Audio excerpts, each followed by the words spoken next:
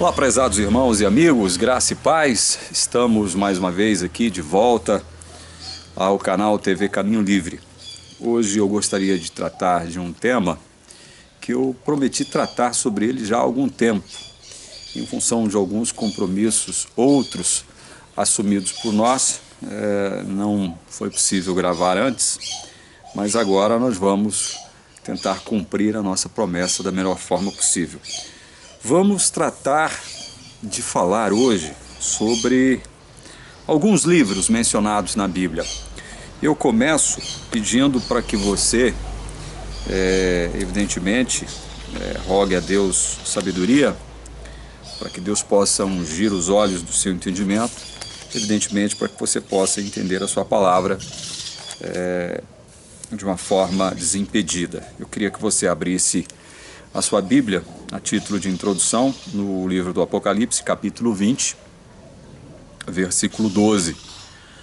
E o texto diz assim: Vi também os mortos, os grandes e os pequenos, postos em pé diante do trono.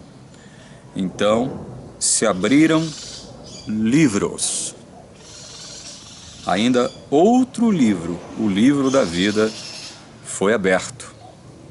E os mortos foram julgados segundo as suas obras, conforme o que se achava escrito nos livros. A gente percebe aqui, de forma muito clara, o seguinte: a Bíblia fala de livros. Nós não sabemos a quantidade de livros. Evidentemente, a Bíblia não relata o número de livros sobre os quais ela fala aqui no versículo 12 de Apocalipse 20. Mas a Bíblia é clara no sentido de, ao fazer a menção destes livros, afirmar que os mortos, evidentemente aqui no contexto esses mortos já passaram ou já terão passado pela ressurreição, eles seriam julgados segundo as suas obras, conforme o que se achava escrito nos livros, nesses livros. Fica claro então que estes livros são utilizados por parte de Deus. Evidentemente Deus delega a anjos, né, a tarefa de relatar, de escrever nesses livros, obviamente. Mas fica claro aqui o seguinte, que estes livros são utilizados para que o julgamento possa ser feito. E que juízo é esse aqui, retratado em Apocalipse 20? É o juízo final.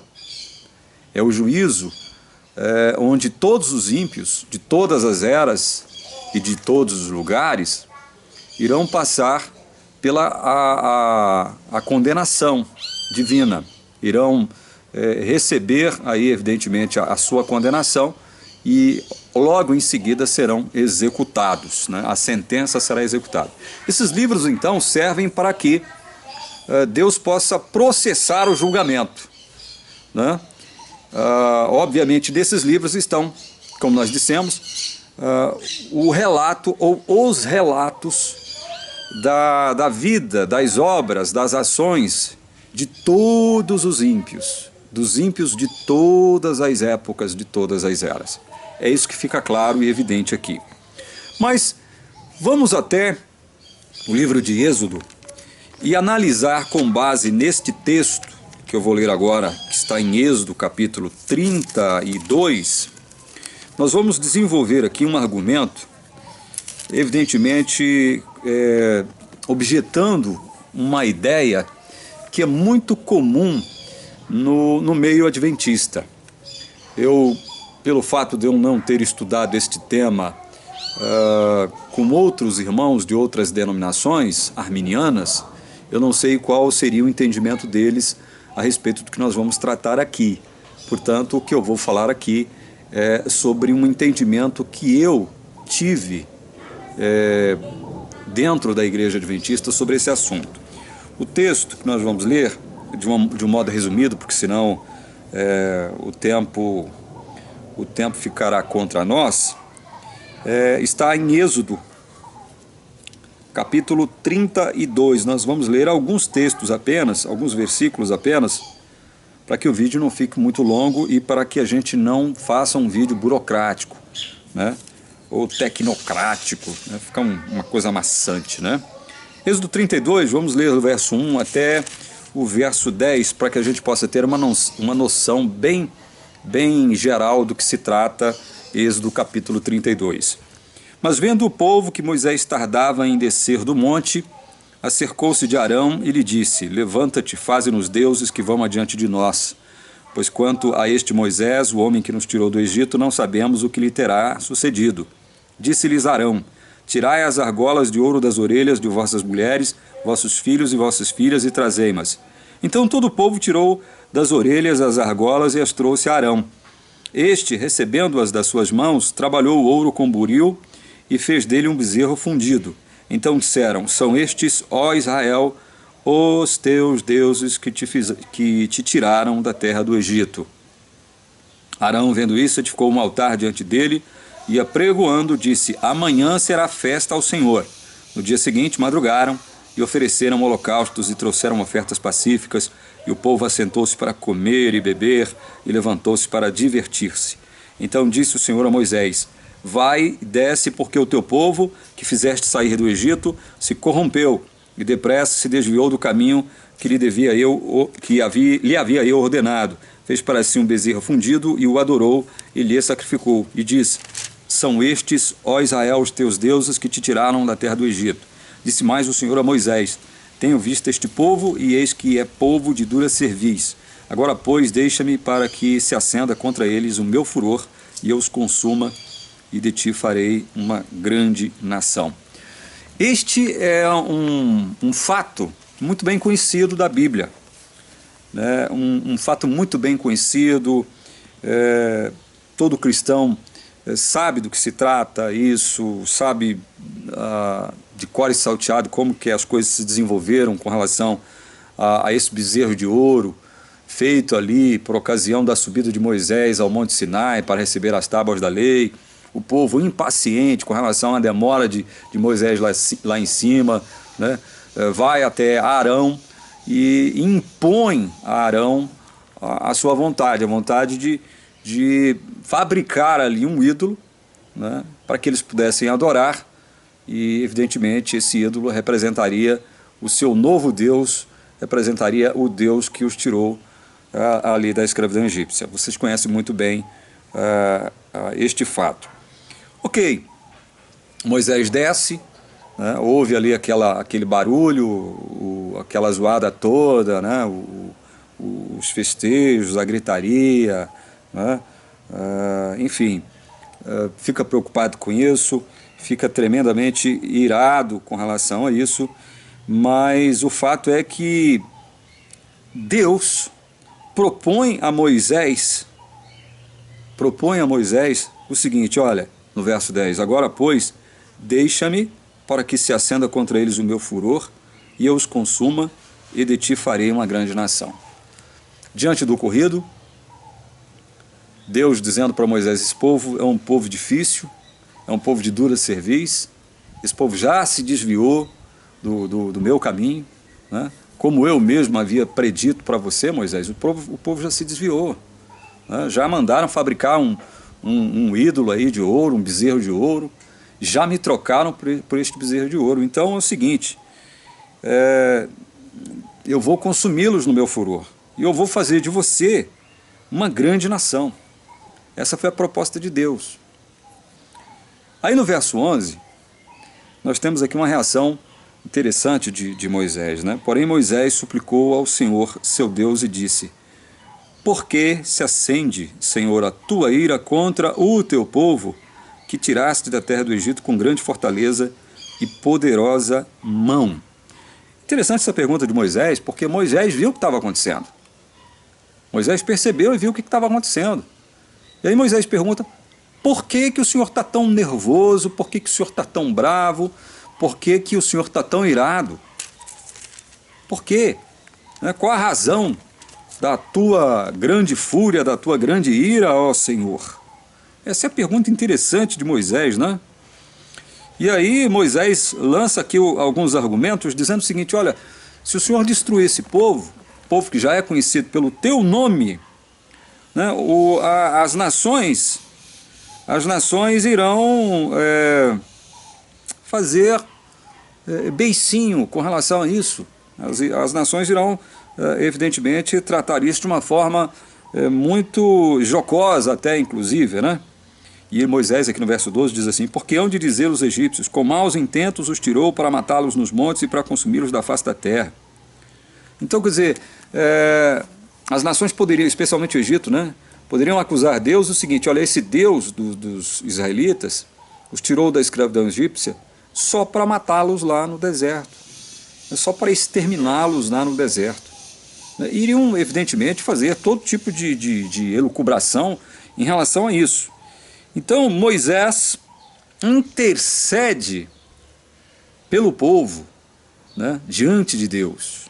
Intercede, então Moisés vai em busca da misericórdia de Deus, vai em busca do favor de Deus, no sentido de preservar o seu povo, o povo de Israel.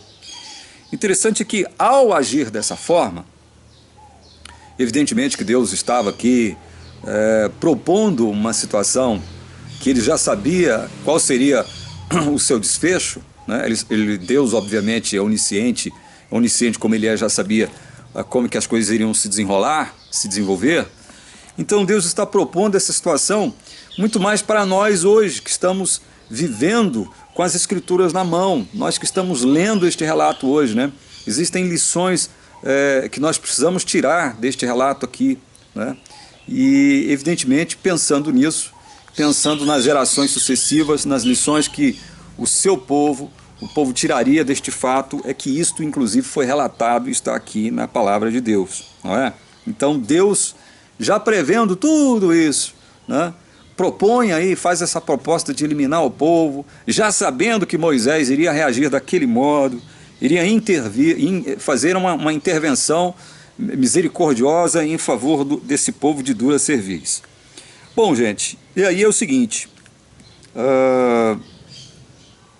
o relato continua, aqui no verso 25, a gente lê o seguinte: depois que Moisés desce do monte e vê a algazarra que eles estavam fazendo, né, é que ele percebe que Deus não estava tão errado assim, né, errado entre aspas, né, sob a ótica de Moisés, obviamente, em impedir a destruição do povo, né, porque quando ele faz a pergunta para Deus: Senhor, por que estás tão irado, né? Por que a tua ira é tão rigorosa, é tão grave, né? Ao ponto de pedir a destruição do seu povo e tal. Mas quando ele desce, ele toma pé da situação, de fato e de verdade, e fica sabendo que realmente a situação é gravíssima, né?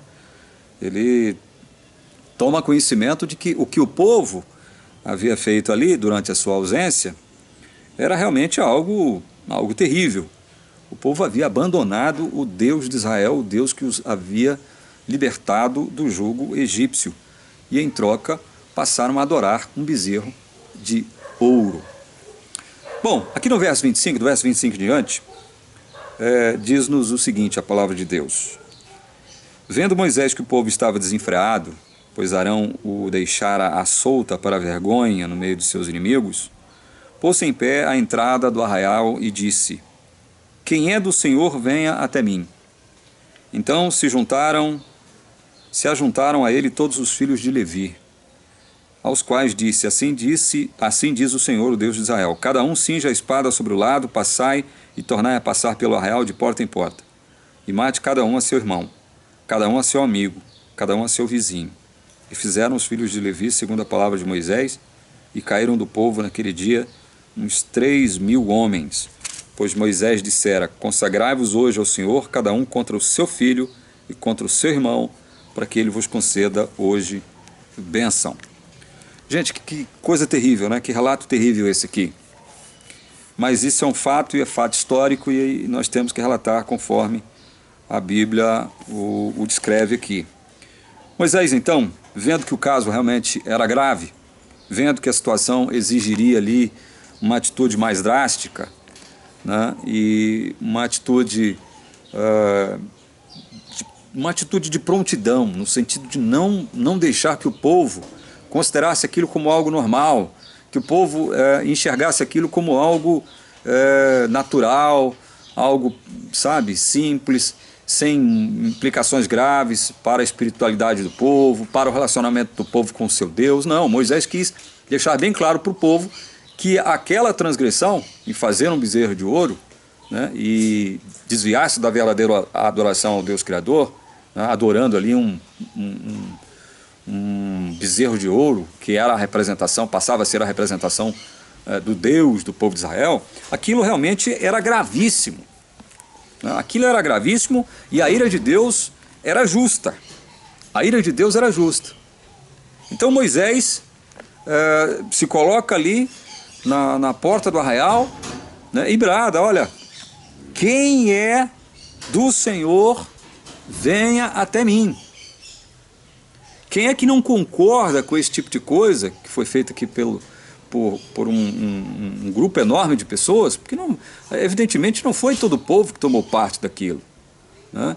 Foi uma massa de gente considerável, mas não foi todo o povo. Foram todas as pessoas do povo que se entreteram com aquilo, se entremeteram com aquilo, se imiscuíram com aquele ato, né? Ato de idolatria. Então Moisés ali ele pergunta: quem é do Senhor, vem até mim. E o texto diz aqui que se juntaram a Moisés todos os filhos de Levi. E Moisés então dá essa ordem dura para os filhos de Levi: olha, cada um de vocês vai cingir a espada, né, vão tornar a passar pelo arraial de porta em porta, e mate cada um a seu irmão, cada um a seu amigo, cada um a seu vizinho.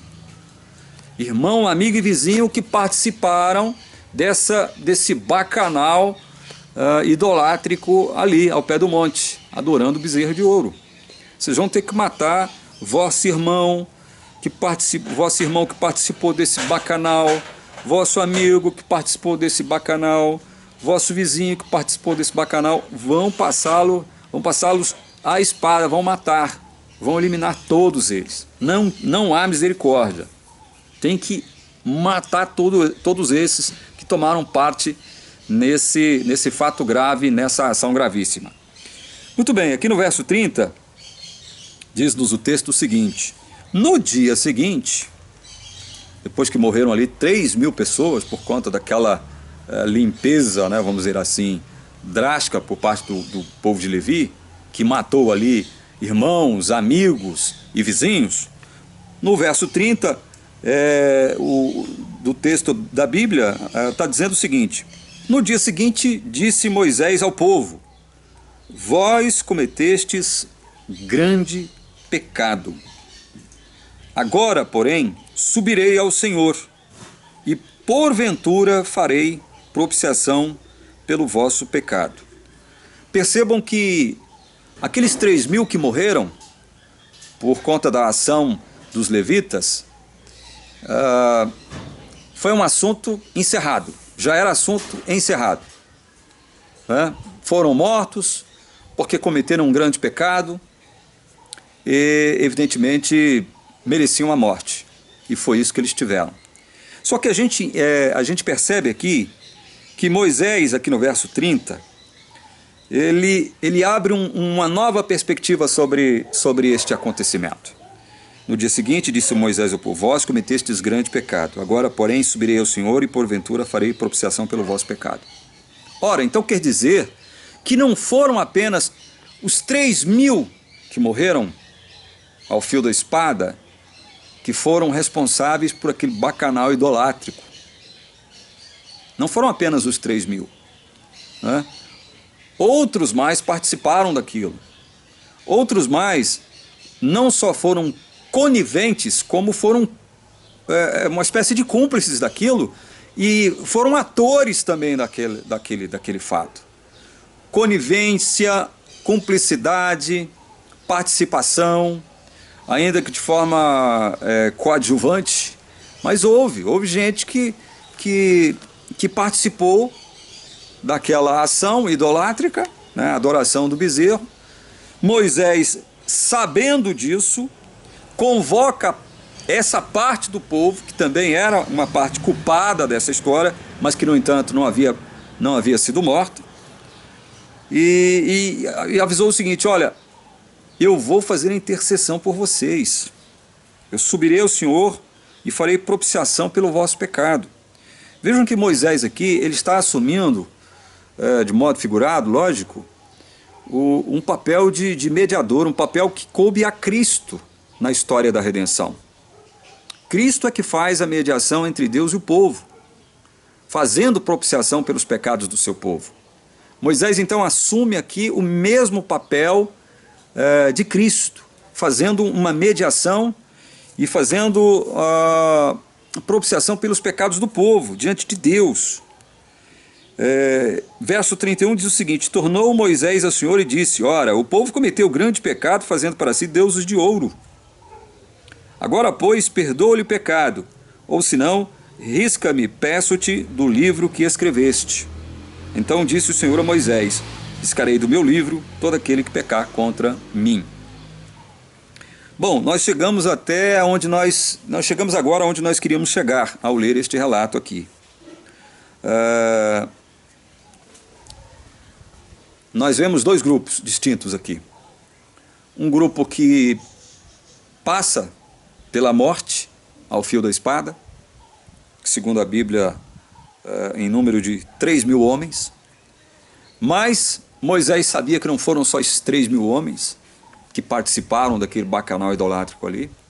Provavelmente esses 3.000 aqui foram os mais ativos, né? Aqueles que desempenharam um papel de protagonismo nesse fato lamentável e triste do povo de Israel, lá no deserto, ao pé do Monte Sinai.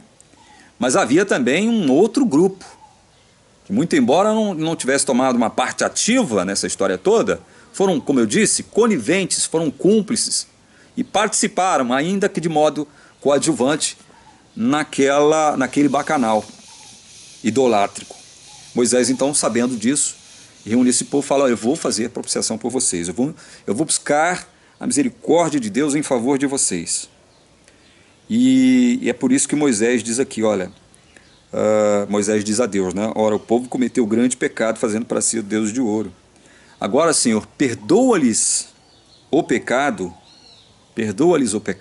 ou, se não, risca-me, peço-te, do livro que escreveste.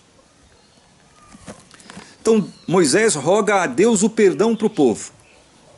E se porventura Deus recusasse perdoar o povo, Moisés queria que Deus riscasse. Olha só o que ele diz: risca-me, peço-te, do livro que escreveste. Que Deus o riscasse deste dito livro aqui no texto. Risca-me, peço-te, do livro que escreveste. Se o Senhor não for perdoar, eu também não quero perdão para mim, não. Eu quero ser condenado junto com o meu povo. Eu quero morrer condenado junto com o meu povo.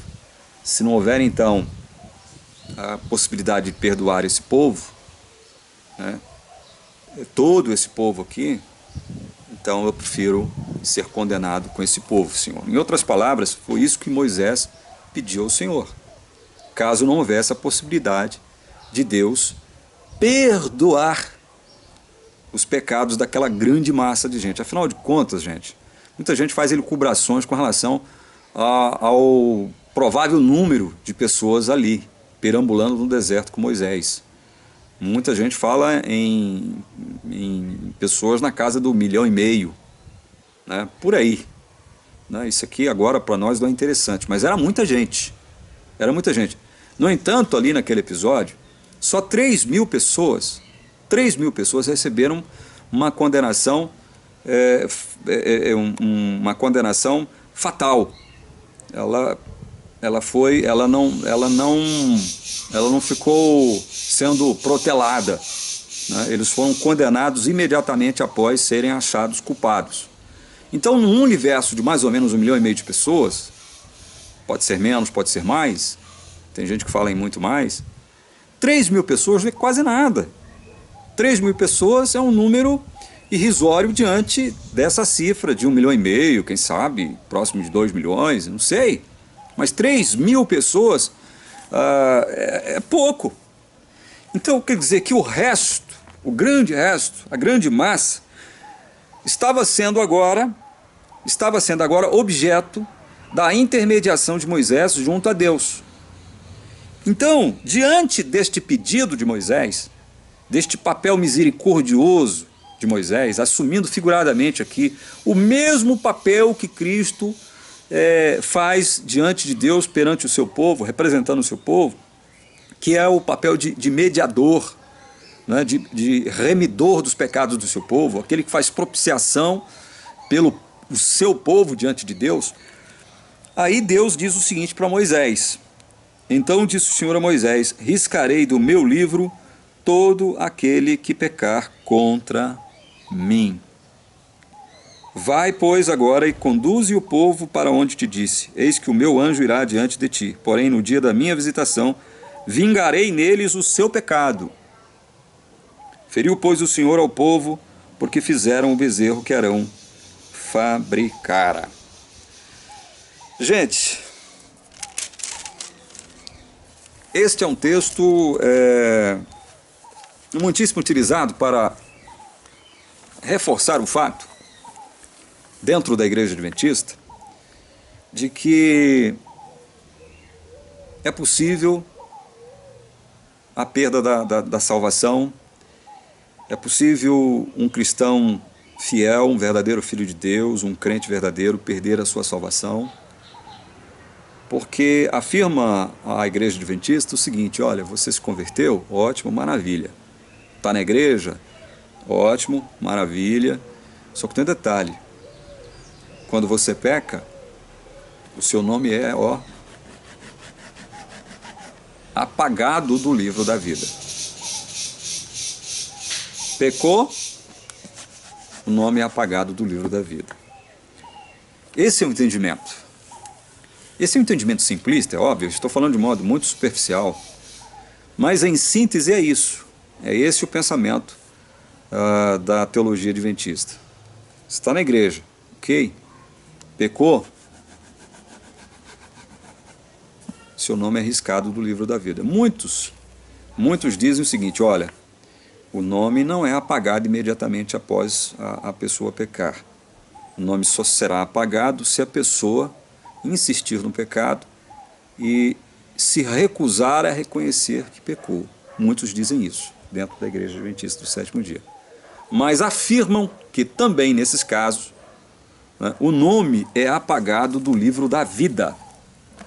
Muitos entendem, a grande maioria dos teólogos adventistas, dos estudiosos adventistas, entendem que este livro ao qual se refere Moisés e ao qual se refere o próprio Senhor, aqui no verso 33, é o livro da vida. Se trata do livro da vida. Muitos afirmam isso dentro da Igreja Adventista, que quando Moisés fala: risca-me do teu livro que escreveste, e quando Deus diz: olha, riscarei do meu livro todo aquele que pecar contra mim, isto é uma referência ao livro da vida. A primeira pergunta que nós devemos fazer é o seguinte: há aqui uma referência ao livro da vida no texto? Inclusive, quando eu falo referência no texto, eu me refiro ao texto original. Há alguma referência aqui ao livro da vida? Não há referência ao livro da vida nos textos considerados autógrafos ou originais. Não há referência ao livro da vida. Embora muitos tradutores, evidentemente, por conta própria, resolveram traduzir isso aqui como livro da vida, né, dar uma interpretação para esta menção de livro aqui como sendo o livro da vida, isto é uma interpretação autoritária, arbitrária. Não há menção aqui de livro da vida no texto. Este é o primeiro fato que tem que ser divulgado. Nem Moisés, nem Deus fazem referência ao livro da vida. Este é o primeiro fato que a gente tem que observar. Outra coisa que nós temos que observar é o seguinte, gente. E aí vamos apelar para o raciocínio. Porque o nosso Deus é um Deus racional. Seria tolice, preste bem atenção nesse argumento, seria tolice imaginar que Deus pudesse escrever o nome de alguém no livro da vida, mesmo sabendo por intermédio de sua onisciência que o nome desta pessoa teria que ser apagado posteriormente em função de sua condenação à morte eterna por algum pecado também previsto pelo próprio Deus. Não seria tolice da parte de Deus? Deus escreve lá o nome de alguém no livro da vida, que ele sabe, lá na frente essa pessoa cometerá um pecado gravíssimo, sobre o qual não haverá perdão, portanto essa pessoa será condenada eternamente por esse pecado gravíssimo, ou esses pecados gravíssimos que ela cometeu, e que foram previstos pelo próprio Deus, por Ele mesmo.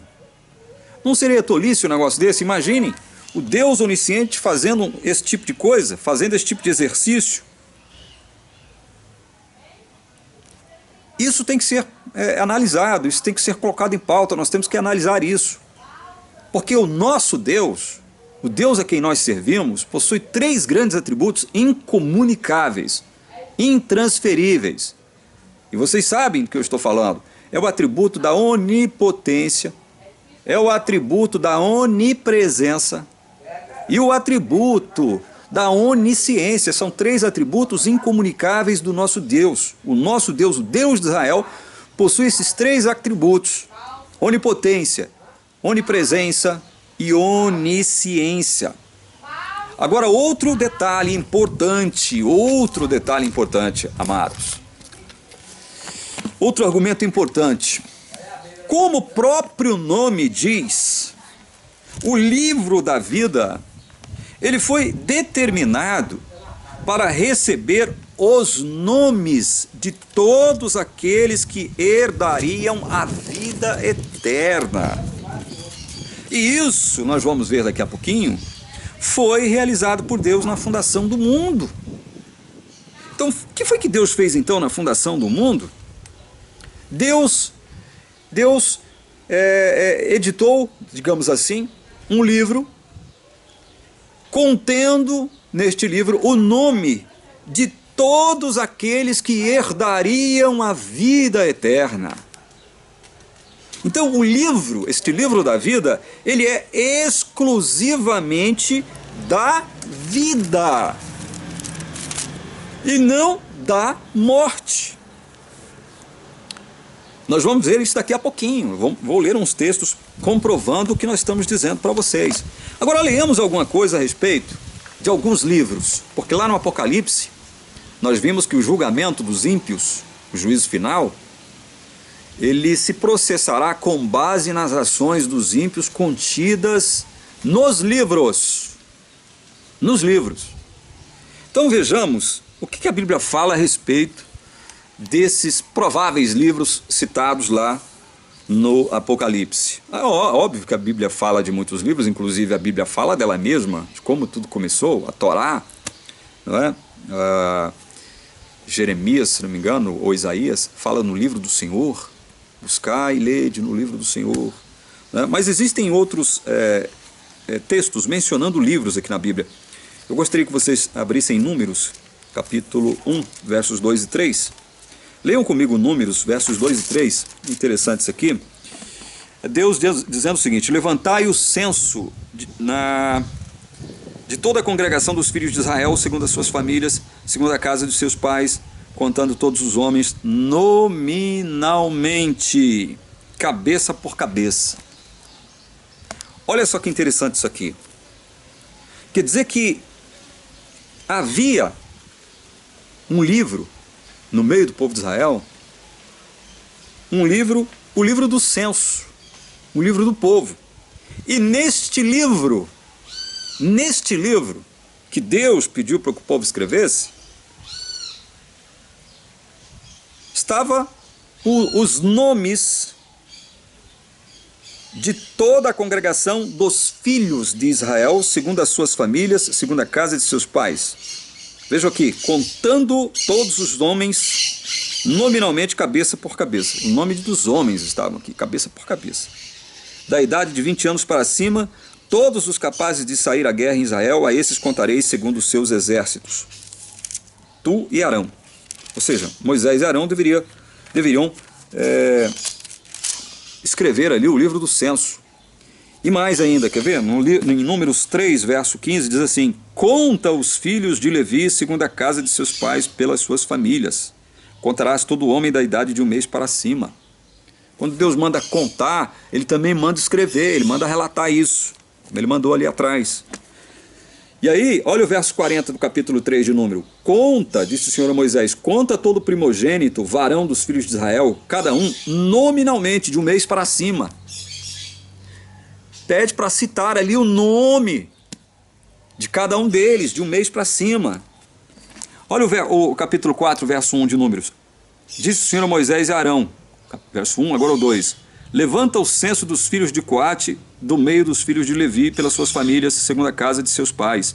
Da idade, verso 3, de 30 anos para cima até os 50, será todo aquele que entrar neste serviço para exercer algum encargo na tenda da congregação.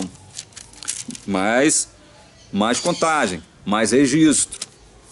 E olha o capítulo 4, verso 22. Levanta o censo dos filhos de Gerson, segundo a casa de seus pais, segundo as suas famílias. Olha o verso 29, aí mesmo no capítulo 4 de Números. Quanto aos filhos de Merari, segundo as suas famílias e segundo a casa de seus pais, os contarás. Da idade de 30 anos para cima até os 50, contarás todos aqueles que entrarem nesse serviço para exercer algum encargo na tenda da congregação. Então vejam, havia então no meio do povo de Israel o livro do censo ou o livro do povo, onde os nomes dos homens estavam ali, de todas as tribos, de toda a congregação. O nome dos homens ali, inclusive em todas as faixas etárias até os 50 anos. Os nomes estavam ali, de todos. E aí a gente vai para Esdras agora, e a gente tem a noção aqui em Esdras do porquê que Deus ordenou a Moisés e a Arão a feitura destes livros. O livro do censo, o livro do povo, né? Onde o povo era contado, inclusive com a menção dos nomes, dos próprios nomes. Esdras capítulo 2, abra em Esdras, a sua Bíblia em Esdras capítulo 2, versos 59 e 62. 59 diz assim: também estes subiram de Tel-Melá, Tel-Harsa, Querube, Adã e Imer, porém não puderam provar que as suas famílias e a sua linhagem eram de Israel. Então, por ocasião da libertação do povo do cativeiro babilônico por Ciro, no ano 538, quando Ciro emitiu o decreto para que o povo voltasse para Israel para reconstruir Jerusalém, houve ali um grupo de pessoas que se imiscuíram no meio do povo de Israel, só que eles não puderam provar que eles eram israelitas. Por quê? Porque os nomes que eles deram, os nomes dos seus ascendentes, pais, avós, bisavós, tataravós, enfim, seus familiares antigos, não faziam parte do registro, não faziam parte do censo. Então, um dos motivos, uma das razões pelas quais Deus ordenou a Moisés e Arão escrever o livro do censo, o livro do povo, inclusive citando ali nominalmente cada um deles, era para isso também, para poder identificar quem é do povo e quem não é do povo. E olha o verso 62 deste mesmo capítulo de Esdras 2, 62. Estes procuraram o seu registro nos livros genealógicos, porém não o acharam, pelo que foram tidos por imundos para o sacerdócio. Então vejam, havia um grupo ali que queria exercer o sacerdócio levítico no meio do povo de Israel. Você quer exercer? Então vamos em busca dos seus registros, né, genealógicos, para saber se realmente vocês são da tribo de Levi.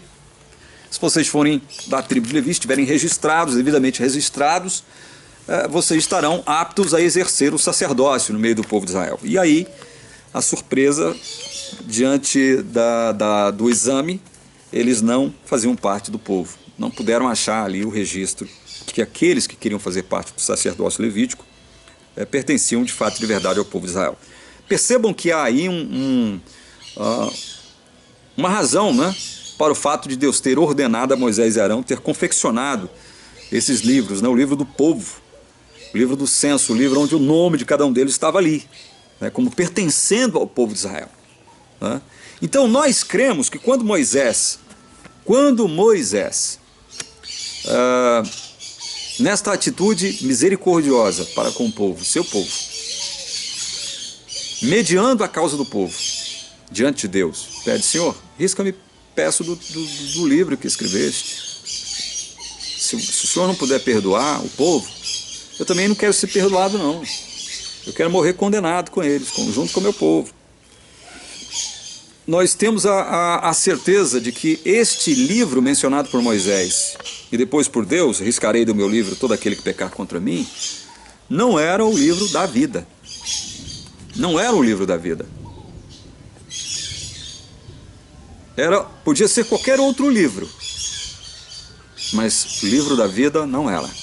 Não há menção do livro da vida, e o livro da vida, como nós dissemos aqui, é exclusivamente da vida. Seria tolice de Deus botar o nome de alguém ali no livro da vida, alguém que, segundo a Bíblia, nós vamos dizer isso daqui a pouco, alguém cujo nome estava inscrito no livro da vida porque ele herdaria a vida eterna. Ele foi eleito.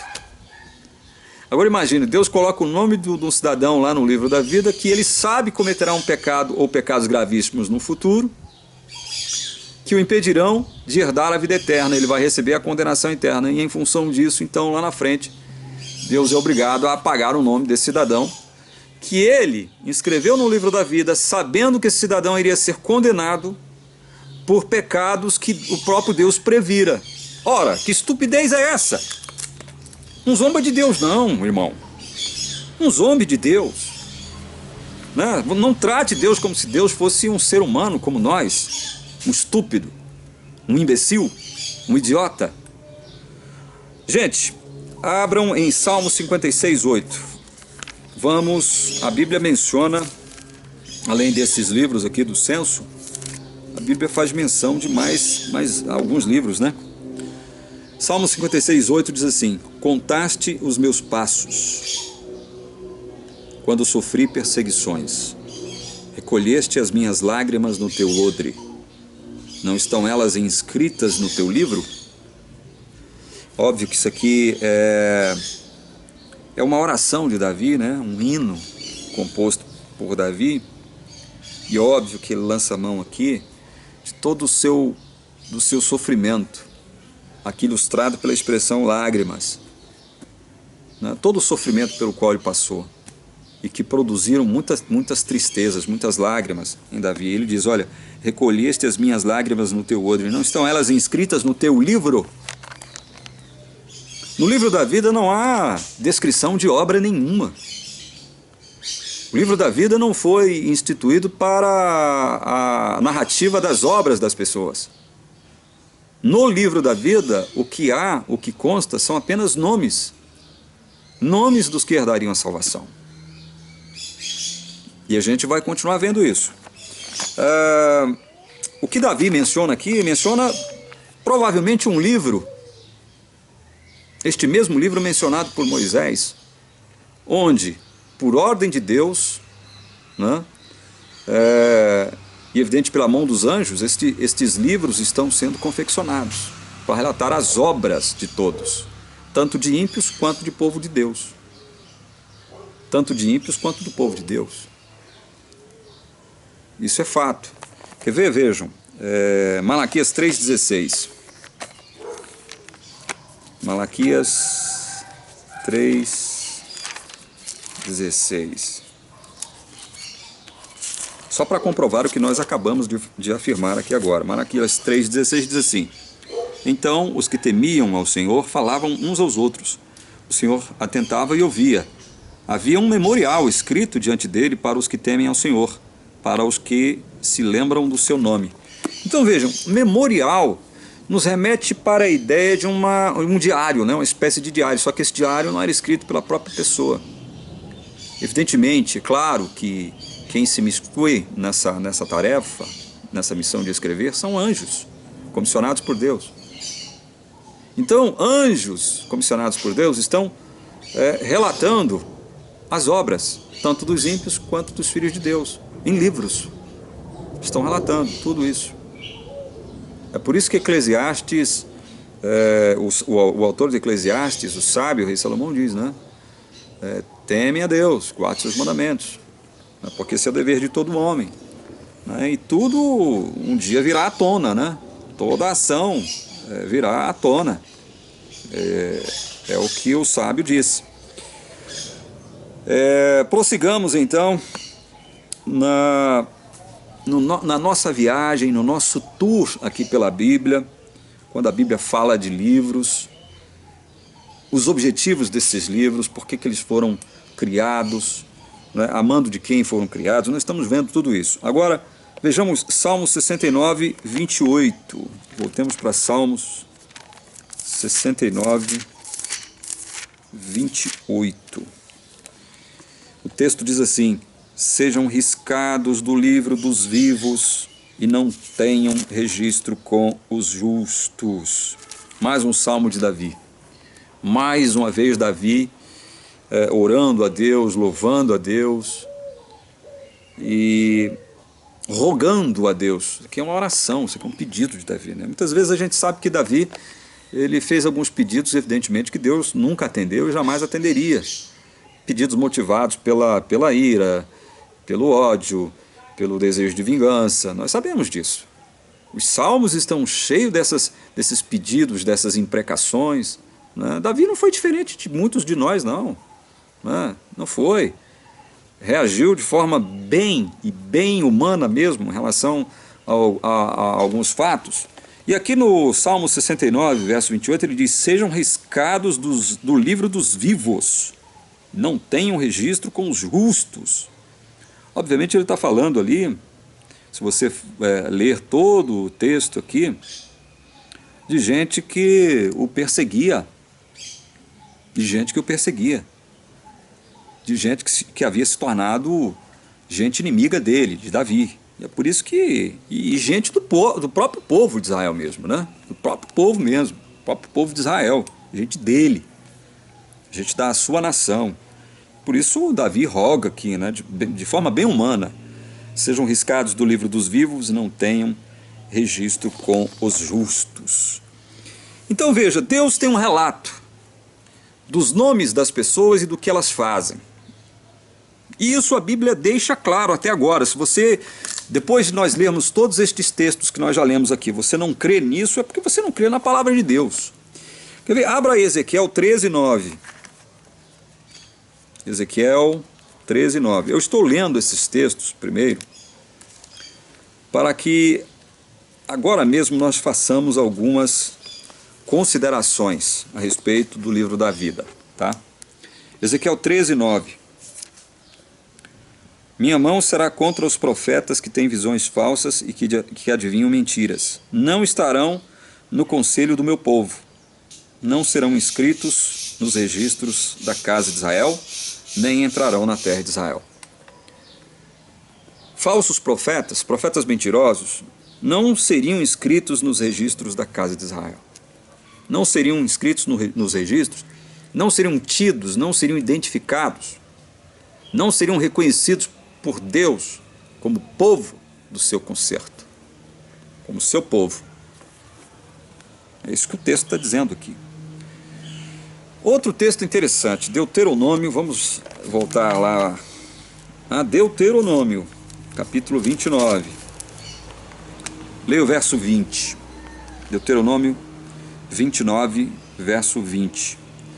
O Senhor não lhe quererá perdoar, antes fumegará a ira do Senhor e o seu zelo sobre tal homem. E toda a maldição escrita neste livro jazerá sobre ele, e o Senhor lhe apagará o nome de debaixo do céu. Evidentemente que Moisés está retratando aqui, nós não vamos ler o texto, retratando uma espécie de homem ou de pessoa infiel, dentro do próprio povo de Israel,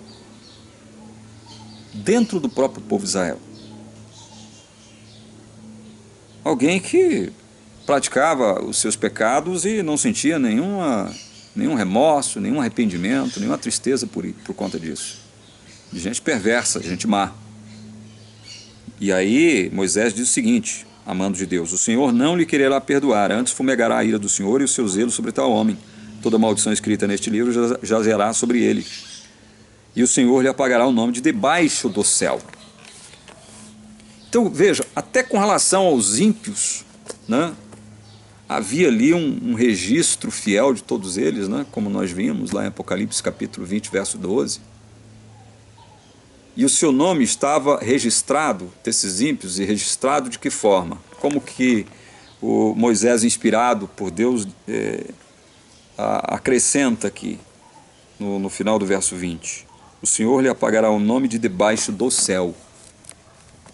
Quer dizer que as obras de todos os ímpios estão registradas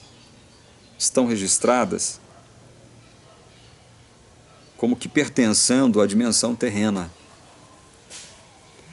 É diferente do livro da vida, o livro da vida que é exclusivamente da vida, né?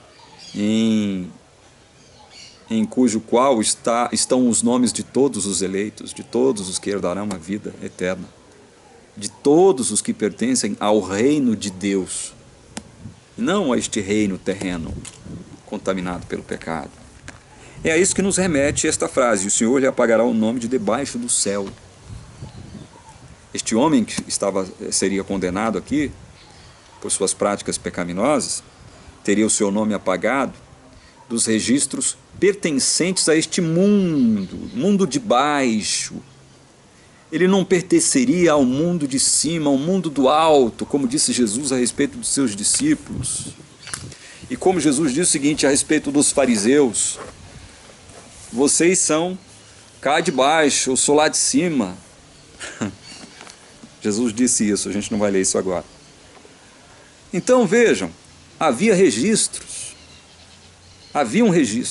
de todos, do povo de Deus verdadeiro, do falso povo de Deus e de todos os ímpios. Sempre houve esse registro, sempre houve. Para que isso? Deus precisa disso? Não, Deus não precisa disso. Mas por conta da misericórdia do nosso Deus, por conta de nosso Deus ser um Deus justo, Ele vai botar tudo em pratos limpos, segundo o ditado.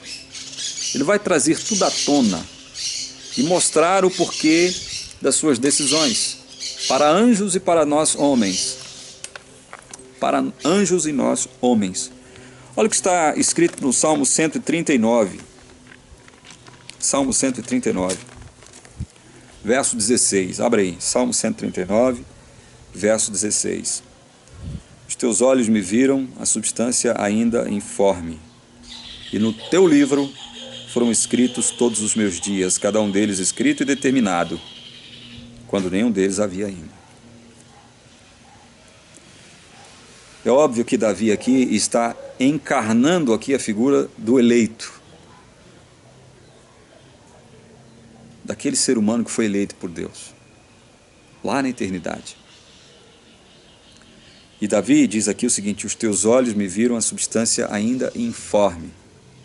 Havia substância ainda, mas ela era informe aos olhos humanos.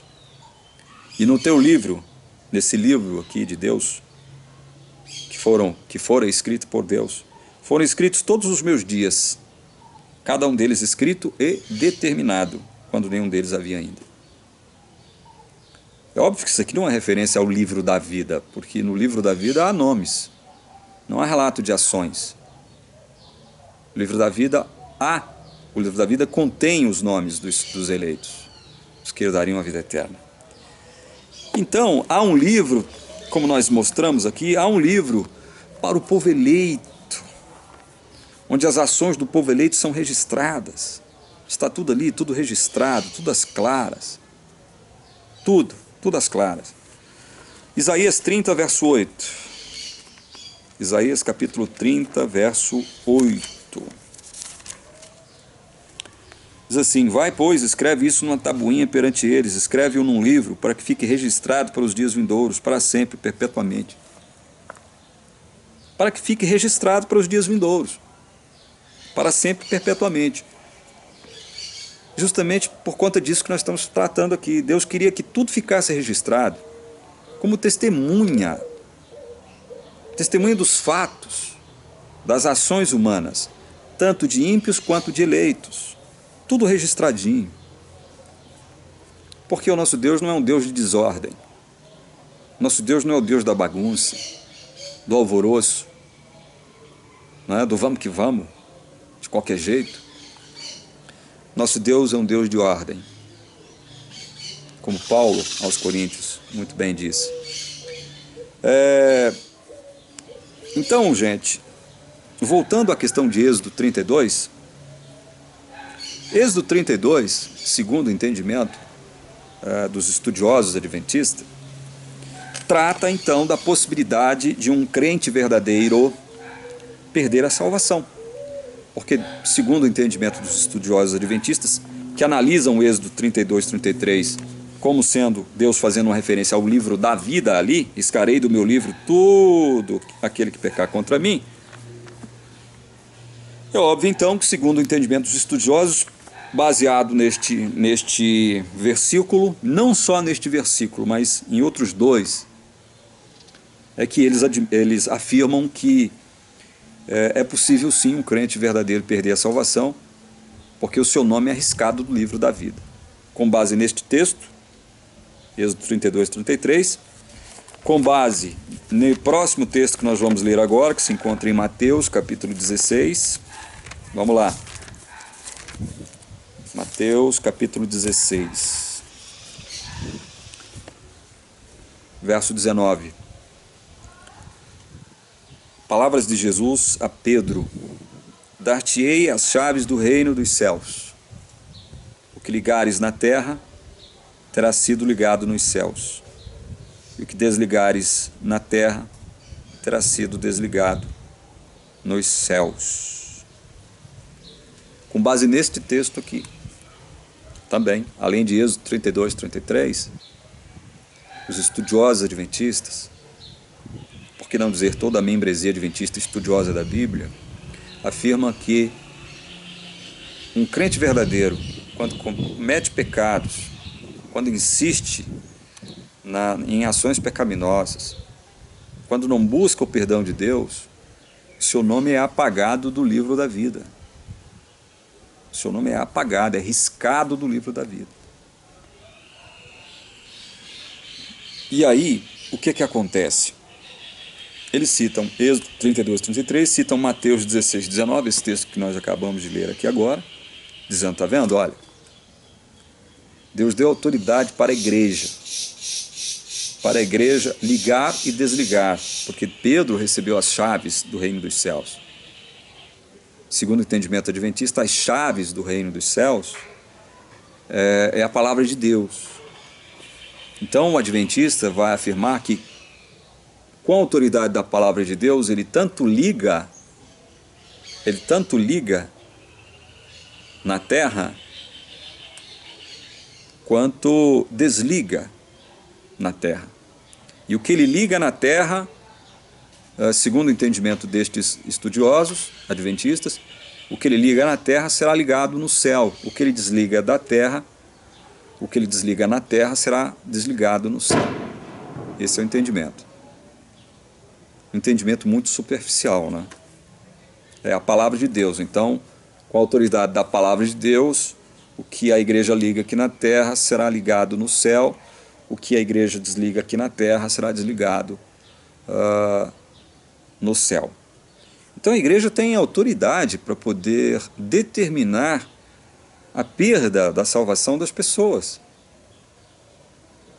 Essa é a primeira conclusão. Se é assim, como interpretam os adventistas, a primeira conclusão que nós devemos chegar é essa. A igreja então tem autoridade para determinar quem perde a salvação e quem ganha a salvação. É isso? É isso que o texto está dizendo aqui? Verso 19 de Mateus 16? É isso que o texto está dizendo? É óbvio que não. Não é isso que o texto está dizendo. Vejam, o que ligares na terra terá sido ligado nos céus. É isso que Jesus disse para Pedro. O que desligares na terra terá sido desligado nos céus.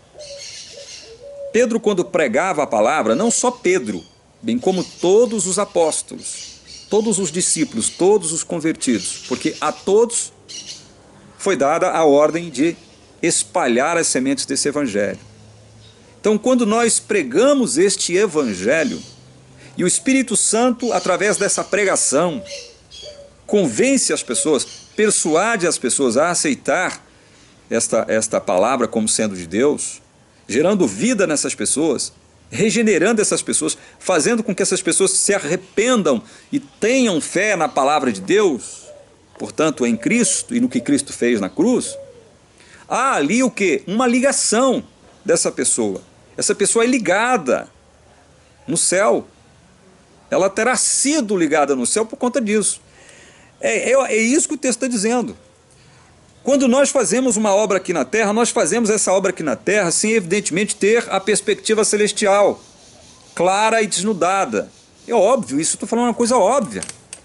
Não precisa ir muito longe para a gente poder chegar a este fato.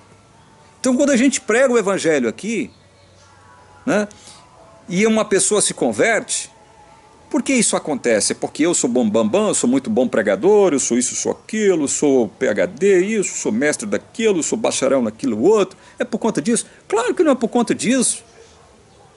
É porque o Espírito Santo já fez uma obra com essa pessoa. O Espírito Santo, invisivelmente, silenciosamente, já fez uma obra dentro do coração dessa pessoa e ligou essa pessoa. Mas ele fez isso porque essa pessoa já havia sido ligada lá nos céus. O que ligares na terra terá sido ligado nos céus. Muito antes das pessoas serem trazidas para o rebanho de Deus, para o povo de Deus aqui na terra, elas já foram inscritas no rebanho de Deus, já foram inscritas na relação do povo de Deus lá no céu. É isso que o texto está afirmando. Da mesma forma, o que desligares na terra terá sido desligado nos céus. Eu dou um exemplo desse desligamento aqui na terra. Lembram de Ananias e Safira?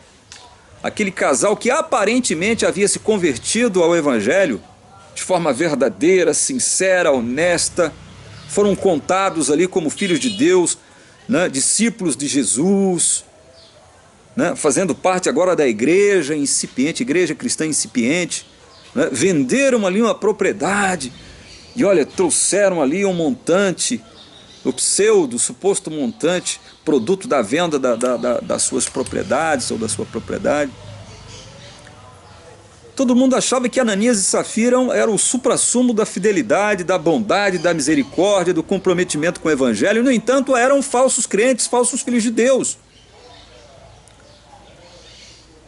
E aí, Pedro pronuncia a sentença capital sobre a cabeça de cada um deles, primeiro do homem, depois da mulher, Ananias, depois Safira. Morte, né? Sem misericórdia. Não há misericórdia, vocês mentiram ao Espírito Santo. Não há perdão para isso que vocês fizeram.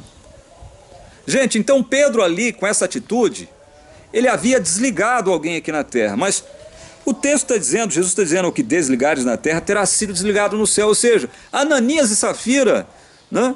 Ananias e Safira já de há muito foram desligados no céu. Já foram desligados já de há muito tempo, é porque eles foram desligados lá no céu. E é isso que o texto está dizendo. É essa a interpretação do texto, e não que a igreja tenha autoridade para determinar quem será salvo, quem se perderá e quem se salvará. A igreja não possui essa autoridade. Se eu, como crente em Deus, admito isso, eu posso me juntar aos católicos, porque é o que a igreja católica pensa. Outro texto que aparentemente parece corroborar o entendimento adventista sobre a perda da salvação com relação ao livro aquele livro mencionado lá em Êxodo 32, 33, que os adventistas afirmam ser o livro da vida, é Apocalipse 3:5. Abram lá em Apocalipse 3, verso 5. Diz assim: olha só, o vencedor será assim vestido de vestiduras brancas, e de modo nenhum apagarei o seu nome do livro da vida. Pelo contrário, confessarei o seu nome diante de meu Pai e diante dos seus anjos. Este texto aqui, aparentemente, eu digo aparentemente com muita ênfase, parece confirmar a ideia adventista de que Deus realmente, diante da insistência de algumas pessoas em permanecer pecando, de alguns crentes permanecerem pecando, verdadeiros crentes, diante da insistência desses verdadeiros filhos de Deus, cujos nomes foram inscritos lá no livro da vida, insistirem no seu pecado, em permanecerem pecando deliberadamente, não se arrependerem, esse texto parece realmente confirmar a afirmação adventista, a suposição adventista de que Deus realmente apaga o nome desses do livro da vida. Esse texto parece afirmar isso, mas prestem bem atenção, amados, só parece confirmar Êxodo 32, 33. Só parece. Primeiro porque nós estamos tratando aqui, nesse texto, da carta à igreja em Sardes. A igreja em Sardes. Portanto, este texto é direcionado especificamente para o povo de Deus numa determinada época e lugar. Uma determinada época e lugar. Esse é o primeiro ponto a ser ressaltado. O segundo ponto é o seguinte: este texto, ele é a conclusão final de algo que já se encerrou, ou seja, o vencedor será assim vestido de vestiduras brancas. Deus está se dirigindo aqui a todo o vencedor. E se nós pudermos universalizar a aplicação deste texto, tudo bem, você pode fazer isso, eu posso fazer isso. Não, então eu posso ampliar aqui a aplicação deste texto, não só para a igreja de Sardes naquele período, num determinado período, mas eu posso ampliar isso para todos os crentes. Ok, façamos isso então. Vamos ampliar então a abrangência da aplicação, da aplicabilidade deste texto para todos, de todos os lugares, de todas as épocas, filhos de Deus mesmo. Então tá certo, façamos isso. Deus então está dizendo o seguinte: o vencedor será assim vestido de vestiduras brancas. Quando Deus diz o vencedor, pressupõe-se o quê? Pressupõe-se que houve uma batalha, houve uma luta, houve uma guerra, houve um confronto. E eu, como filho de Deus, aparelhado com as armas com as quais Deus me municiou, eu venci. Essa luta findou-se. Ela é terminada. Acabou a luta, acabou a guerra, acabou o confronto, acabou o conflito. Então, no final de tudo, já foi declarado: eu sou vencedor. A luta acabou, a guerra acabou, o conflito acabou, a história de pecado acabou. O conflito entre nós e o diabo, que é nosso inimigo, já acabou, porque já foi decretado aqui o vencedor. Deus está falando para o vencedor no final de tudo, quando tudo já tiver terminado. Tudo aconteceu, a guerra aconteceu, a luta aconteceu, o conflito aconteceu. E o povo dele, o povo fiel, verdadeiramente fiel dele, foi declarado o quê? Foi declarado o quê? Vencedor, porque não se declara que uma pessoa é vencedora ainda, com a luta ainda em vigência, vigindo, acontecendo, se desenvolvendo, se desenrolando. Não, é só quando as coisas acabam, quando a história acaba. Quando essa história de pecado acaba, quando a minha luta com o pecado acabar, a sua luta com o seu pecado acabar, é que vai ser declarado, e você evidentemente em nome de Jesus vencer, é que você será declarado vencedor. Não se declara uma pessoa vencedora enquanto a luta ainda continua, se desenvolve. Portanto, este texto, mesmo que você amplie a sua aplicabilidade de forma universal, para todas as épocas, para todas as pessoas, você tem que observar isso aqui não se trata de alguém que está vivendo e desenvolvendo ainda a sua vida cristã, não. Isso aqui é a declaração de Deus para alguém que já passou pela história do conflito, da guerra, gente que já passou por todo esse desenrolar cósmico, espiritual, sobre o qual nós estamos hoje passando. E foi declarado vencedor. Já acabou. Então, para esses, quando isso acontecer, veja, de modo nenhum apagarei o seu nome do livro da vida. Esse que venceu, veja só, esse que foi vencedor aqui, que já terminou a história dele de guerra, de luta, de conflito com o pecado, e venceu, foi declarado vencedor em nome de Jesus. Deus então diz, olha, de modo nenhum apagarei o seu nome do livro da vida. O seu nome vai ser conservado pelas eras eternas ali no livro da vida. É isso que Deus está tentando dizer aqui. Deus não está tentando mostrar para os seus filhos crentes verdadeiros que quando eles caem em pecado, por eles ainda possuírem a natureza pecaminosa, Deus vai então ali de forma, digamos, sabe, eu iria usar um outro termo aqui, mas não acho que não é adequado, mas digamos, Deus não vai riscar o seu nome do livro da vida ali de forma gratuita. Gratuita não, porque se ele pecou, né, supostamente ele merecia ter o seu nome riscado. Não é isso o entendimento dos adventistas? Então não pode ser gratuito. Mas Deus não vai riscar o nome dele do livro da vida. O que Deus está dizendo aqui é o seguinte, olha, para esse que já venceu, eu não vou riscar o nome dele jamais. O nome dele vai ficar eternamente gravado ali. Mas Deus aqui não está afirmando que um crente verdadeiro que ainda está na luta, a luta ainda continua, o conflito ainda está se desenvolvendo. Eu ainda não fui declarado vencedor. Deus sabe que eu sou seu filho. Deus sabe. Deus sabe que eu vencerei por ser seu filho verdadeiro. Deus sabe que você, filho verdadeiro dele, ou filha verdadeira de Deus, vencerá. Só que ainda não foi declarada a vitória ainda, porque a vitória ainda não se consumou. Você está vencendo. Todo dia você está vencendo, mas pela graça de Deus. Agora não é porque você cai aqui, cai acolá, você peca aqui, peca acolá, que Deus vai correndo, né, ligeirinho, fazer questão de apagar gostosamente, esse é o termo que eu estava procurando, né, o seu nome do livro da vida. Não é isso que o texto de Apocalipse 3:5 está dizendo. Não é isso, teólogos ou estudiosos adventistas. Não é isso que o texto está dizendo. Isaías 56:5. Quer ver para corroborar isso aí? Isaías 56:5. Abre aí. Isaías 56, verso 5.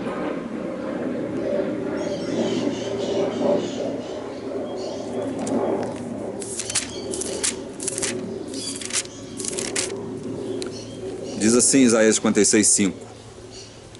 Darei na minha casa e dentro dos meus muros um memorial e um nome melhor do que filhos e filhas. Um nome eterno darei a cada um deles que nunca se apagará. Nunca se apagará. É isso que Deus está tentando nos mostrar em Apocalipse 3:5. Que após tudo isso se consumar, essa história de pecado, esse conflito entre Deus e o diabo, e nós ali no meio, né? Quando esse conflito terminar, quando essa história de pecado terminar, e nós formos declarados vencedores, o nosso nome continuará para sempre no livro da vida. É isso que Deus está tentando nos dizer. E como diz Isaías, nosso nome nunca se apagará. Olha que bênção maravilhosa. É isso que o texto quer dizer. E não que eu possa vir a perder a minha salvação, por conta de Deus gostosamente ir lá e apagar meu nome do livro da vida. Outro fato também, a respeito de Êxodo 32:33. Então disse o Senhor a Moisés: riscarei do meu livro todo aquele que pecar contra mim. Então, se você crê de modo literal, de modo a não abrir nenhuma possibilidade para um outro entendimento a respeito deste texto aqui, ou seja, para você adventista, não, isso aqui é um livro da vida mesmo, Deus está fazendo uma referência ao livro da vida, e o que ele está dizendo aqui vai se cumprir em relação ao livro da vida, e é isso, pronto, acabou. Se você fechar essa questão, é isso que eu estou tentando dizer, se você fechar essa questão deste modo, presta atenção numa coisa. O que o texto diz? Deus, dizendo a Moisés, riscarei do meu livro todo aquele que pecar contra mim. Então, meu amigo, meu irmão adventista do sétimo dia, tenha em mente o seguinte: você está perdido, você está lascado, usando um linguajar mais popular. Você está perdido. Eu estou perdido. Não tem ninguém com salvação garantida, não. Porque, segundo o entendimento dos estudiosos adventistas e da grande massa de adventistas do sétimo dia em todo o mundo, Êxodo 32, 33 se trata assim do livro da vida, e a questão está fechada, pronto, e acabou, e Deus vai riscar do livro todo aquele que pecar contra ele. Então, meu amigo, por que eu estou dizendo que você está perdido, eu estou perdido, todo mundo está perdido? Por que eu estou dizendo isso? Se você fechar essa questão e não admitir aqui um outro entendimento sobre esse texto, como nós estamos mostrando aqui para você, você está perdido, eu estou perdido, está todo mundo perdido, simplesmente por uma questão.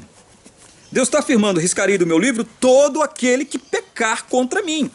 Abra aí, então, meu querido amigo e irmão que insiste em fechar a questão nisso, 1 Reis 8,46, abra aí, 1 Reis 8,46 e leia. Quando pecarem contra ti, pois não há homem que não peque, e tu te indignares contra eles e os entregares às mãos do inimigo, a fim de que os leve cativos à terra inimiga, longe ou perto esteja. E continua o texto.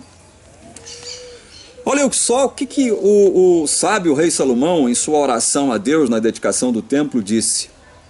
Afirmou: não há homem que não peque. Meu Deus do céu. Adventista cai na própria rede, né, que ele arma para os outros, né? Não há homem que não peque, meu irmão. Riscarei do meu livro todo aquele que pecar contra mim. Se você fechar a questão em torno desse entendimento que você afirma, está afirmando aí dentro da igreja adventista, a torta e a direita, para tudo quanto é canto, você tem que fechar a questão no seguinte: a Bíblia também afirma que não há homem que não peque. Se não há homem que não peque, Deus está afirmando que riscará do seu livro da vida, que diz, o adventista afirma ser aqui o livro da vida, todo aquele que pecar contra ele, então nós estamos todos lascados, então nós estamos todos perdidos. Eu vou fazer questão de pegar minha Bíblia aqui agora. Se eu aceitar o ponto de vista adventista, eu vou tacá-la num vaso, dar uma descarga. Não quero saber mais de Bíblia, de religião, de nada, porque eu peco. Eu peco. Eu não peco porque eu, o Paulo, que possui a mente espiritual, a natureza espiritual, gosta e quer pecar. Eu peco pelo mesmo motivo que Paulo pecava, meu irmão. Abra em Romanos 7, leia comigo os versos 16, 17 e 18. Leia comigo os versos 16, 17 e 18 de Romanos 7. Eu peco, todo cristão peca, todo crente verdadeiro também peca, pelos mesmos motivos que Paulo, o grande apóstolo Paulo, servo de Deus, homem de Deus, quem sabe o maior teólogo que já passou pela face dessa terra, pecava pelos mesmos motivos. Olha só, versos 16, 17 e 18. Ora, se faço o que não quero, consinto com a lei que é boa. Se eu faço o que eu não quero, enquanto homem de Deus que eu sou, consinto com a lei que é boa. Por que quando ele fazia o que ele não queria, enquanto homem de Deus, ele consentia com a lei? Ele não está dizendo aqui que a lei chancelava as coisas ruins que ele não queria enquanto homem de Deus. Não é isso que ele está falando. Ele está falando que a lei, ele consentia com a lei quando ele fazia o que ele não queria, porque o papel da lei é o quê? Não é avultar o pecado, não é condenar o pecado na carne? É esse o papel da lei. A lei não tem o papel de salvar. Ela tem um papel de avultar o pecado, como o próprio Paulo diz aqui em Romanos, e condenar. o pecado. Então, quando ele fazia o que ele não queria, enquanto homem de Deus que ele era, ele consentia com a lei, ou seja, consentia com a lei no seguinte modo: a lei está condenando, a lei está, ela está agindo de conformidade com a sua natureza em mim. Por isso ele está falando, consinto com a lei, que é boa. Boa nesse seguinte aspecto, de condenar o pecado. É boa por isso, ela avulta o pecado, ela condena o pecado. Aquilo que ele não queria fazer enquanto homem de Deus, é o que o verso 16 diz. E olha, eu nunca encontrei um pastor, um teólogo, um mestre ou doutor em teologia para me explicar isso. A única pessoa que me explicou esse texto aqui, conforme ele é realmente, como o seu significado é na palavra de Deus, o único que me explicou isso durante 26 anos da minha vida de adventista, foi um irmão leigo chamado Elias Miranda. O meu irmão Elias foi o único que se debruçou sobre esse texto e conseguiu me dar um entendimento que é bíblico, ao verso 16. Aí o verso 17 diz assim, olha, só o que Paulo diz no verso 17. Vamos ler de novo o 16? Ora, se faço o que não quero, consinto com a lei que é boa. É um homem de Deus falando aqui. Se faço o que não quero. Neste caso, olha o verso 17. Neste caso, que caso? Quando ele fazia o que ele não queria. Neste caso, quem faz isto já não sou eu, mas o pecado que habita em mim. Parece até que Paulo está armando um pretexto para poder pecar aqui, não é verdade? Mas não é isso, irmãos, não é isso que ele está falando. O que Paulo, sob a guia infalível do Espírito Santo, está tentando nos mostrar aqui a nós, filhos de Deus, hoje, do século XXI, é o seguinte: olha, meu irmão, filho de Deus verdadeiro, você também peca. Você também cai em pecado, aqui, acolá, lá adiante, de um modo ou de outro. Você também peca, você cai em pecado. Só que quem faz isso? Não é você, o seu eu interior, o eu cristão, o eu filho de Deus. Mas o pecado que habita em mim é que faz isso. É o pecado. Isso não é uma desculpa para pecar não, gente. Isso aqui não é desculpa para pecar não, para sair pecando. Ah, então agora eu vou relaxar.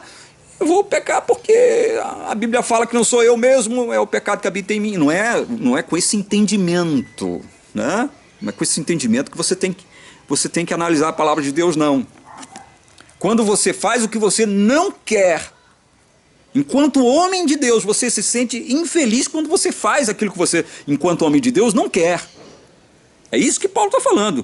Neste caso, quem faz isto já não sou eu, diz Paulo, mas o pecado que habita em mim. Aí o verso 18, porque eu sei que em mim, isto é, na minha carne, não habita bem nenhum, pois o querer o bem está em mim, porém não o efetuá-lo, irmãos e amados. Irmãos, é isso. É isso. Então, amados, irmãos e amigos adventistas do sétimo dia, ou vocês mudam o vosso entendimento sobre Êxodo 32, 33, Apocalipse 3, 5, livro da vida, ou vocês vão ter que admitir que está todo mundo perdido e lascado. Porque Deus está falando aqui sem titubear. Riscarei do meu livro, que vocês admitem ser aqui uma referência ao livro da vida, todo aquele que pecar contra mim. E a Bíblia afirma, o próprio Paulo afirma isso em Romanos 3, não há nenhum justo, nenhum sequer. Todos pecaram e carecem da glória de Deus, todos. Não há nenhum justo, verso 10, capítulo 3 de Romanos, como está escrito, não há um justo, nenhum sequer.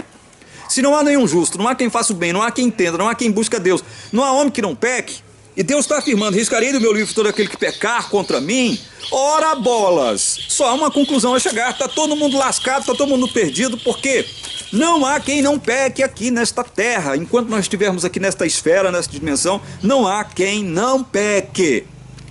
Agora vem uns imbecis, uns idiotas aqui no canal, dizer o seguinte, então você agora já está chancelando o pecado, né? Então quer dizer que eu posso pecar. Olha, se você quiser pecar, peque, mas peque mesmo. O problema é seu, eu não vou responder por você. Se é isso que você está tentando fazer com que eu diga, né? O problema é seu, meu irmão. Eu estou pregando a palavra de Deus conforme ela é. Não estou arrumando pretexto aqui para que eu ou quem quer que seja saia por aí pecando. Não é isso não. Agora, os imbecis, os idiotas, né, que fazem questão de fazer comentários imbecis aqui no canal, né, querem colocar palavras na minha boca, como se eu estivesse aqui agora, né, com autoridade que eu não possuo, um Zé Mané como eu, não possuo autoridade nenhuma, chancela nenhuma, muito menos do Senhor Deus. Agora estou falando aqui que todo mundo pode pecar. É isso que eu estou falando aqui? Pelo amor de Deus, né? Pelo amor de Deus. Tenham vergonha na cara quem pensa em fazer esse tipo de afirmação, ao meu ver, falar, ao comentar estes textos que eu estou comentando aqui da palavra de Deus. Eu tenho que encerrar o vídeo, meu tempo já se esgotou, mas eu tenho que ler alguns textos que fazem referência ao livro da vida. Eu quero começar lendo Daniel capítulo 12, verso 1. Abre aí, 12, verso 1. Daniel. Daniel 12, verso 1.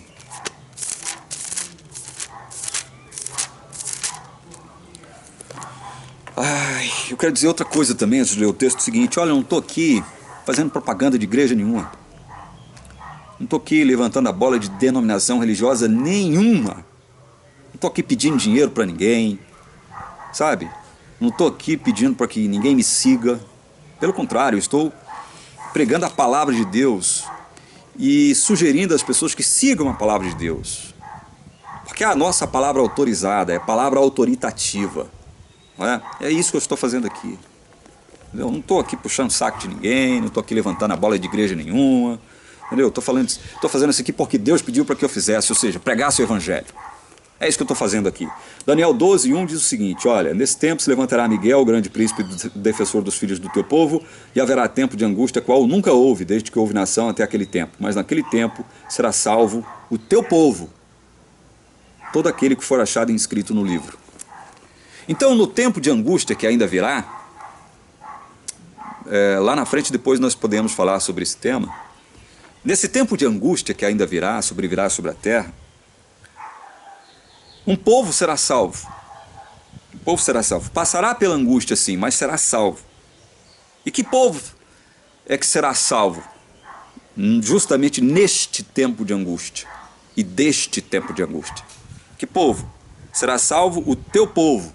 Ou seja, isso aqui, para quem quiser saber quem é que está falando isso aqui para Daniel, leia a partir do capítulo 10 de Daniel até o 12, até findar o livro aqui, que vocês vão saber quem é que está falando com Daniel isso aqui. Quem é que está falando com Daniel isso aqui? Não é anjo Gabriel, não é anjo o arcanjo Miguel, não é anjo não. Se você ler todo o capítulo 10, capítulo 11, lê o 12, que você vai saber quem é que está falando com Daniel isso aqui. Olha, naquele tempo será salvo o teu povo, Daniel, todo aquele que for achado inscrito no livro. Agora, evidentemente que isso aqui não há uma referência explícita ao livro da vida aqui.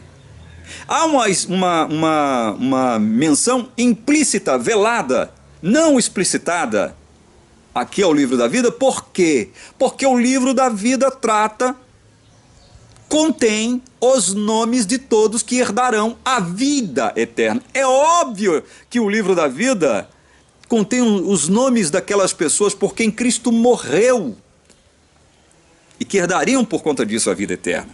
Então, no tempo de angústia que ainda virá, será salvo o teu povo, todo aquele, de modo individual aqui, todo aquele que for achado inscrito no livro, todo aquele que tiver o seu nomezinho no livro da vida. Este será salvo. Olha só como é interessante isso aqui. Olha só, corroborando esta ideia,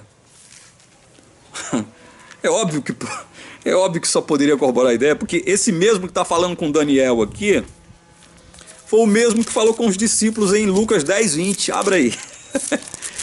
Por isso que é bom a gente ler a palavra, por isso que é bom a gente estudar a palavra.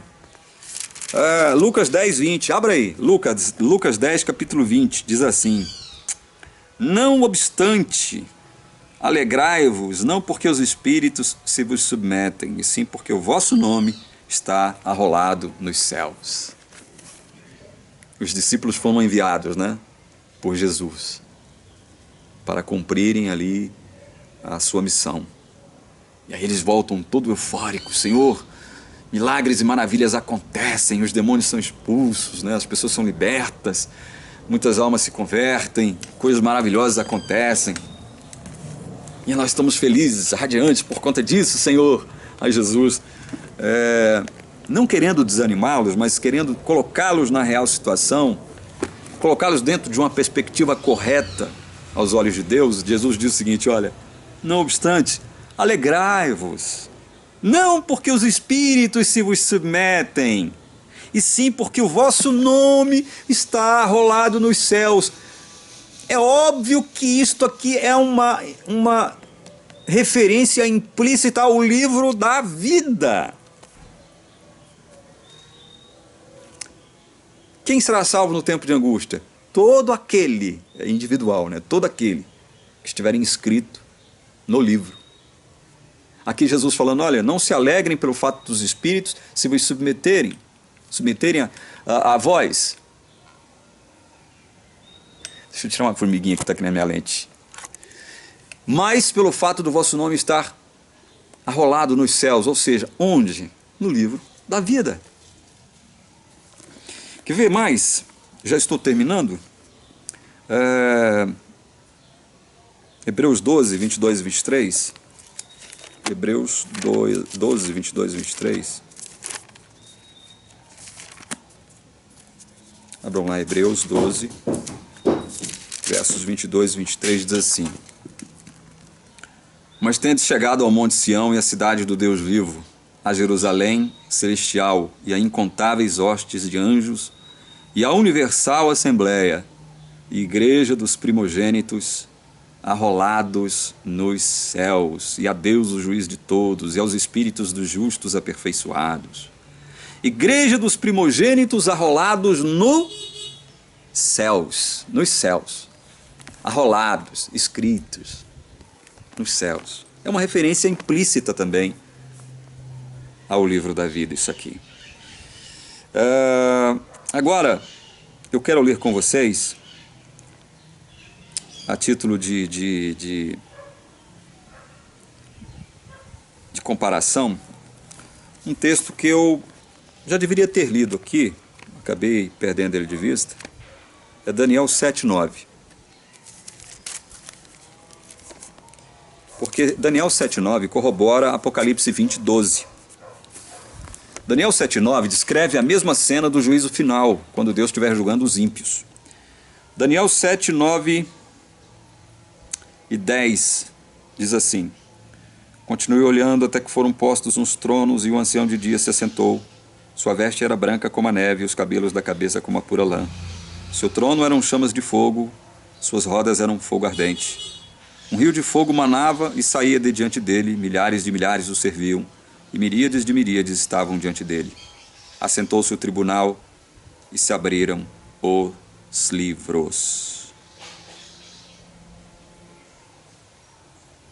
Assentou-se o tribunal, e se abriram os livros. Isso aqui, evidentemente, é uma cena descritiva do julgamento do pequeno chifre, aqui em Daniel 7.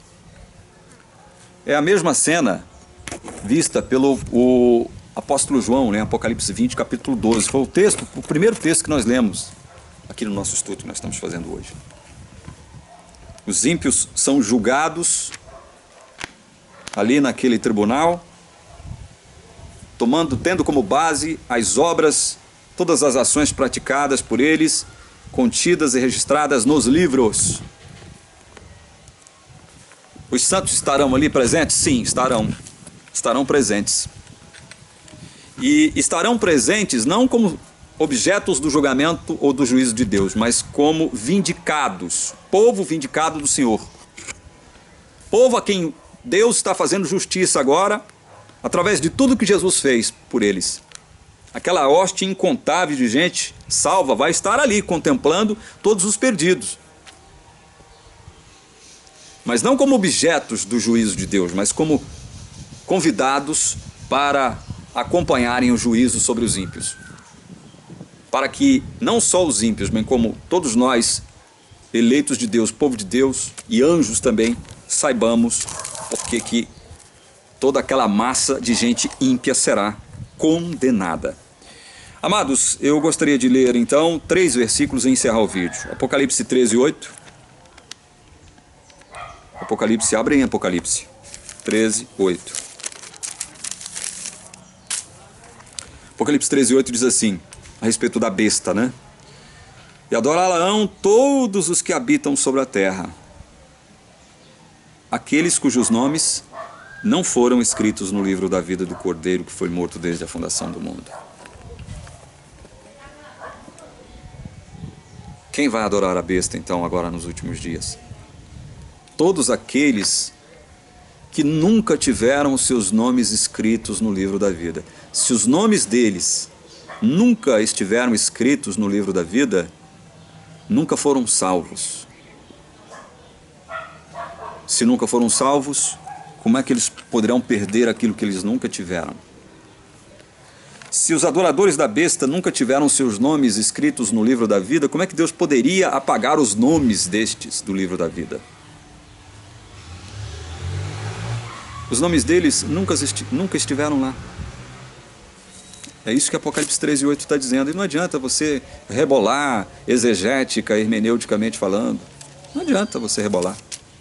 Não adianta você lançar mão da crítica textual. Faça o que você quiser. O PhD, o mestre em teologia, o bacharel em teologia. Bam, bam, bam. Faça o que você quiser. Mas o que o texto da palavra de Deus está dizendo é isso. Olha Apocalipse 17:8. Mesma coisa, basicamente. A besta que viste era e não é, está para emergir do abismo e caminha para a destruição. E aqueles que habitam sobre a terra, cujos nomes não foram escritos no livro da vida desde a fundação do mundo, se admirarão vendo a besta que era e não é, mas aparecerá. Quem é que vai admirar de modo a adorar essa besta que surgirá? Quem? Todos aqueles cujos nomes não foram escritos no livro da vida desde a fundação do mundo. Está aqui, Apocalipse 17:8, Apocalipse 13:8. Os nomes destes que adorarão a besta nunca estiveram no livro da vida, nunca foram escritos no livro da vida. Quem está afirmando isso? Sou eu ou algum teólogo reformado? Não, é a Bíblia, a palavra do Senhor que está dizendo. A palavra do Senhor que está dizendo. Por quê? Porque no livro da vida estarão os nomes de todos aqueles que serão salvos pela graça do Senhor Jesus, o nosso Cristo. Amém. É isso. É isso que esse texto está dizendo. Deus não vai apagar o nome de ninguém do livro da vida. Todo nome que estiver ali no livro da vida, pelo contrário, o Espírito Santo, evidentemente, Deus nos dará essa honra de pregarmos, de servirmos como embaixadores do seu reino aqui na terra, ao pregarmos o seu evangelho, e através dessa palavra, como diz Paulo em Romanos capítulo 10, o Espírito Santo agirá nos seus eleitos, vai atrás de todos aqueles cujos nomes estão escritos no livro da vida, e vai convencê-los, e vai persuadi-los, e vai trazê-los para o reino de Deus. Porque Deus é poderoso para fazer isso. Deus não vai falhar. A sua palavra também não pode falhar. Você sabe disso. Encerrando, Apocalipse 21:27, leia aí. Apocalipse 21:27. Nela, João falando a respeito da nova cidade, nela nunca jamais penetrará coisa alguma contaminada, nem o que pratica abominação e mentira, mas somente os inscritos no livro da vida do Cordeiro. Maravilha, não é? Na nova cidade só entrará todo aquele que tiver um nome inscrito no livro da vida do Cordeiro. E aquele que tem um nome no livro da vida do Cordeiro jamais terá o seu nome apagado. Jamais. Promessa de Deus em Apocalipse 3:5, nós já lemos aqui. É vencedor. Nosso nome nunca será apagado. Glória a Deus. Que Deus te abençoe, que Deus te guarde, que Deus te dê sabedoria e entendimento em nome de Jesus. Amém.